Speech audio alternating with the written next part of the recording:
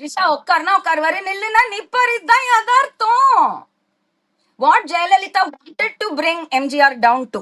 ஜெயலலிதாவோட சகல முயற்சியுமே அவரை வந்து அந்த உட்காருனா உட்காரு, நில்லுனா நில்லுன்றதுதான். த்ரிஷா 20 வருஷமா விஜய க்ரூம் பண்ணி அவங்க நாய்க்கு சமமா அவர் வந்து த்ரிஷா பேச்ச கேக்குறாரு. உட்காருனா உட்காருவாரு, நில்லுனா நிப்பாரு.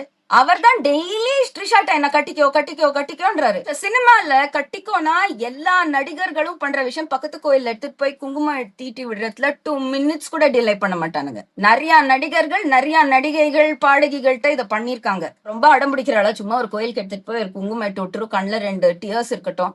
ஒத்துக்க மாட்டானா பக்கத்துல ஜுவல்லரி கடை சும்மா ஒரு 4 கிராம்க்கு ஏதாவது வாங்கி மாட்டி விட்டுரு.